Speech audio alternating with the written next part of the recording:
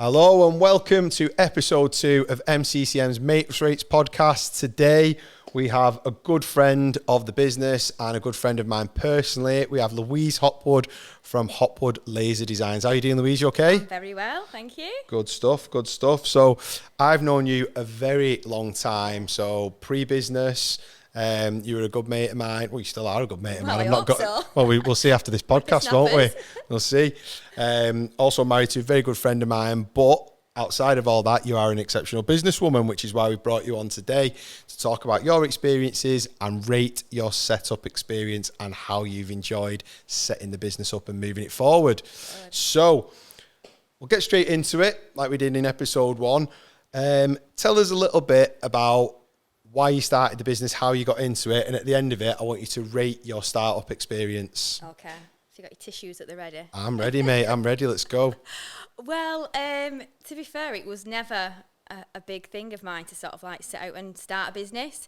But after I'd finished uni, after I'd finished my design degree, I just sort of like fell into retail. So I always worked at Tesco's as a Saturday girl. And then as uni finished, I sort of took extra hours on, and then I became a manager, and then I just hated it. I was there pretty much, it was like I'd cut myself open and it would say Tesco's through and through. And it just wasn't me. Yeah. And then all the unsociable hours when everyone was out at Christmas time enjoying themselves, and I had to think about schedules, and so I knew that I didn't want to stay there, but I didn't know what to do. And then my degree had been 6 years, I think, and 6 years. I did the whole retail thing, and I thought I've sort of missed the boat now with my degree. What can I do with that? And then I fell pregnant with twins, and unfortunately I lost the twins.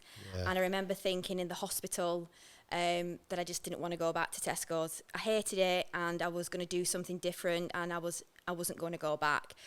Obviously I had to pay the bills, so I had to go back. But there was a fire inside my belly, and I thought, no, I've got to do something for me. And then I fell pregnant with my rainbow baby bear, and then I was able to go on to maternity, and whilst I was on maternity I was offered redundancy.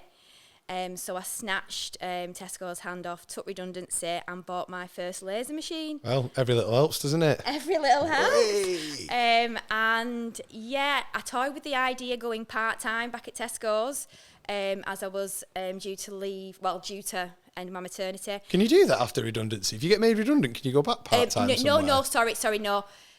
No, I'm lying, actually. No, I'm lying. Was it Asda? Was it a competitor? No. Sorry, Tesco. No, I'm getting my story mixed up, actually. I wanted to buy a laser machine, but I didn't have the money. So we were talking about maybe getting a loan and maybe going part-time. From Tesco Bank? Yeah, Tesco's Bank.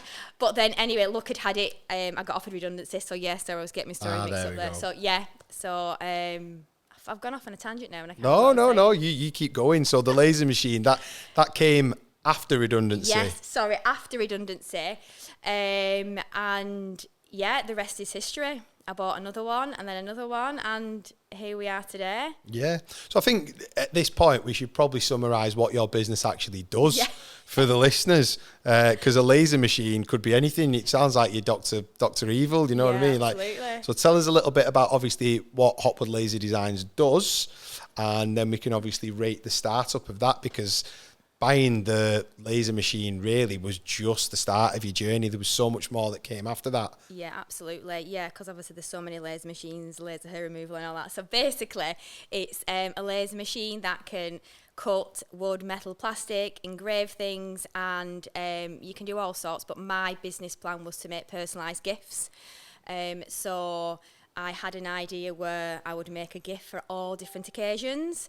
So that's pretty much it in a nutshell. What year did you start, Louise? 2015. Because I was midway through with like maternity and all that. So Bear was born in 2015. Yeah, because as I remember it, and I'm sure there'll be many people who comment or get in contact with us and tell me that I'm wrong on this, as I often am. You started it around the time that like Etsy and stuff was really starting booming. That's true, yeah. Did that impact your decision to do what you were doing, or did you think, you know what, Sodom, I'm going to do it anyway, and actually I'll utilise that platform? Well, it's funny you should say that, because I started out just selling to friends and family, and all my income was literally everybody from Lee, Astley Tilsley buying from me, and it was sort of like cash in hand. People would come down to the workshop, and that's just how I rolled. And then I'd happened to do something for a lady, some wedding gifts, and she said, oh, there was something similar on a place called Etsy. Have you heard of it? And I said, oh, I've never heard of Etsy. What is that? And she was like, oh, well, you can, sell stuff that you actually make, personalised gifts. She said, it's very similar, but you're a lot cheaper. So that's why I came to you. Yeah. So then I thought, oh, wow, what's this place called Etsy?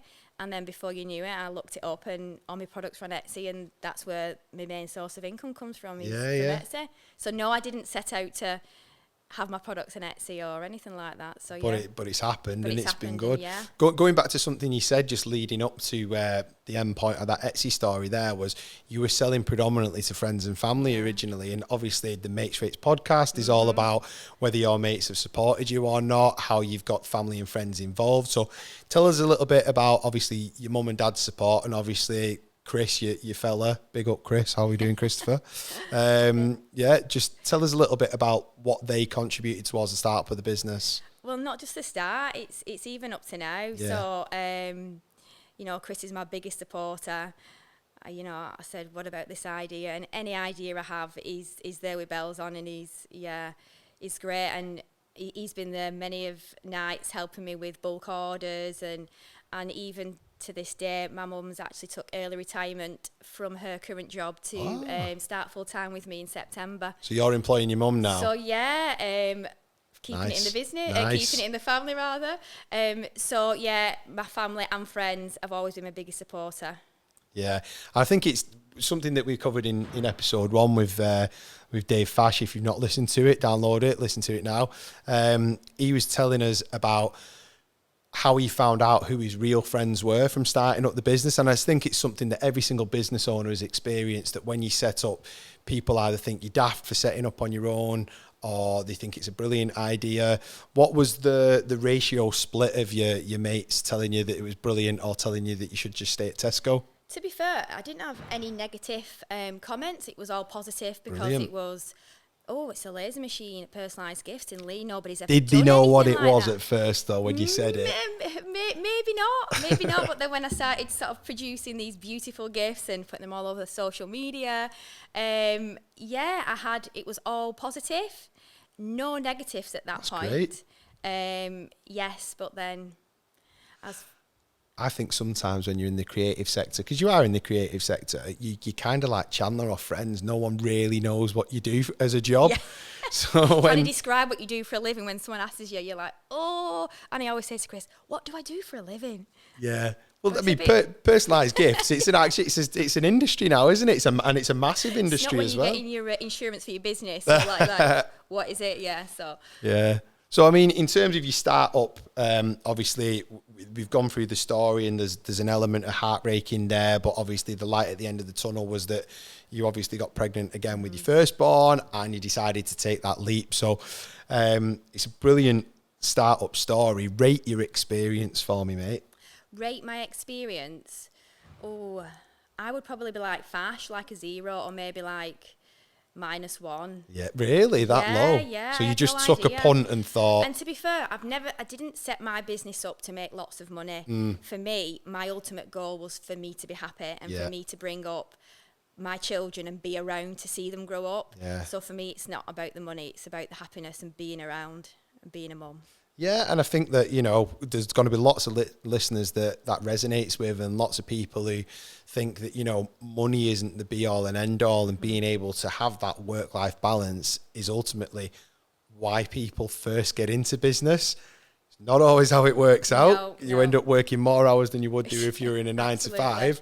But it's definitely the right way to start a business. And I think anybody aspiring to start a business who's listening to this should definitely heed that advice. So I think from rating your setup experience onto probably a question that might ruffle a few feathers now, but I want you to be as brutal and as honest as you want with this.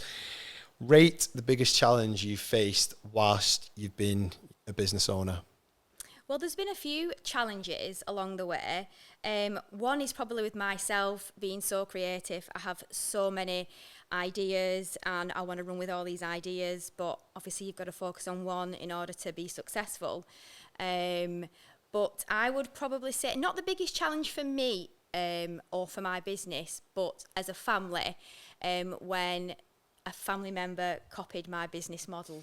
Yeah, see, so I'm privy to this information before you came on to this podcast, and I'm not going to lie to you, it did kind of pique my interest to see whether you would talk about this, and I would never force you into anything that you feel uncomfortable talking about, but I went through a very similar, or my dad went through a very similar situation, and I really empathised with what you went through. So tell us what challenges that actually threw up without having to go into too much detail.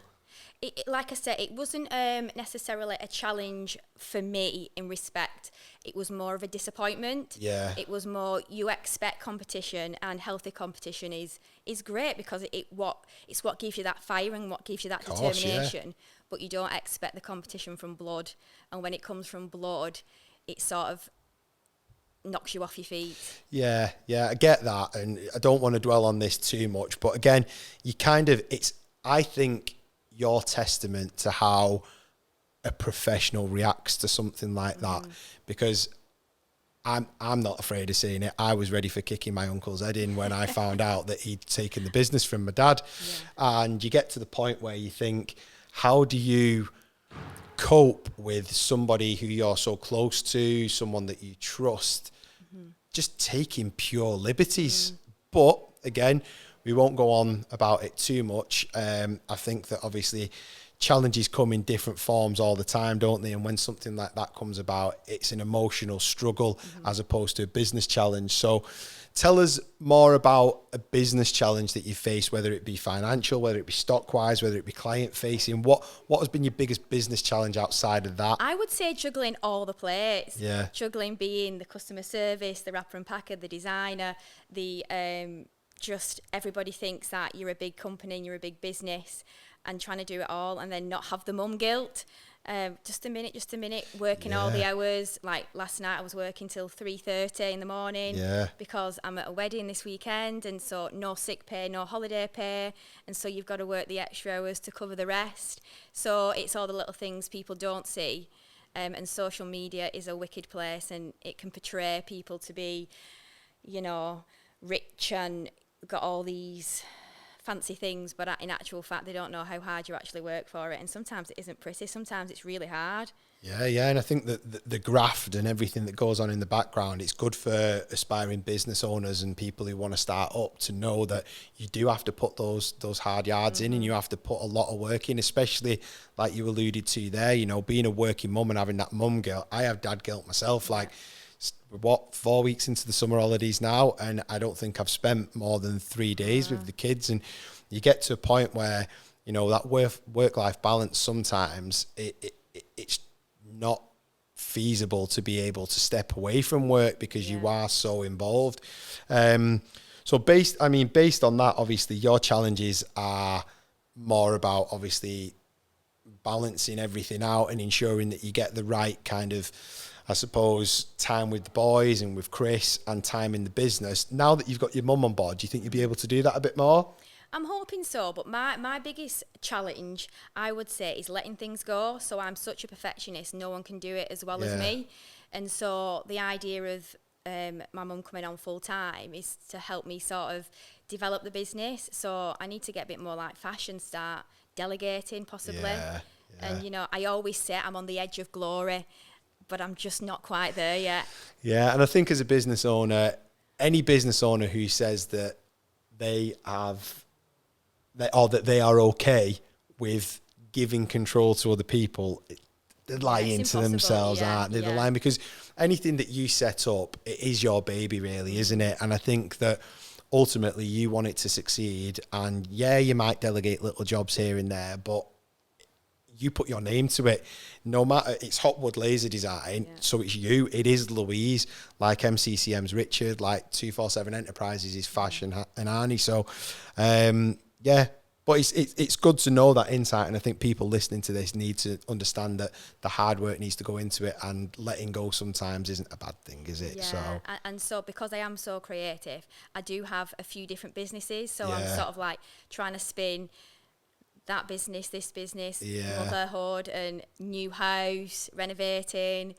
It's tricky business. Well, yeah. So, I mean, that leads nicely on to rate your biggest success. And I think that obviously I've seen the house. It's beautiful. Congratulations on that. Thank you very much. But the graft that has gone in to get you to that level and to Yeah. get you to a place where you're comfortable to make that financial commitment and obviously that family commitment, because it's a big move for the boys as well. Yeah, absolutely. Tell us about your biggest success to date.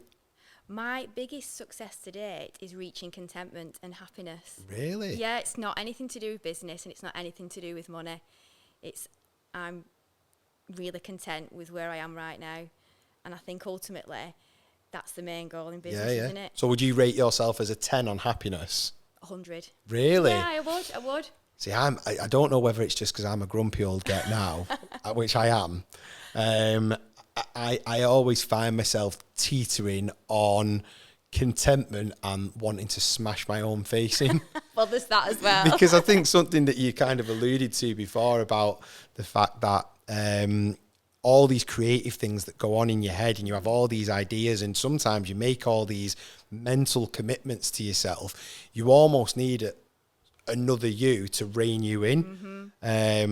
But to get to hear that you're at that level after the journey that you've been through and where you've come from and the things that have happened on the way is brilliant to hear. Well, what doesn't break you makes you stronger. And then I look at life and ultimately, as a little whippersnapper, I wanted to have a dream house, a family and happiness, and I've actually got everything I've ever wanted, so I can't grumble at that. Look at this, Louise, all grown up. Gone are the days where you're jumping off Longcroft Bridge into the canal.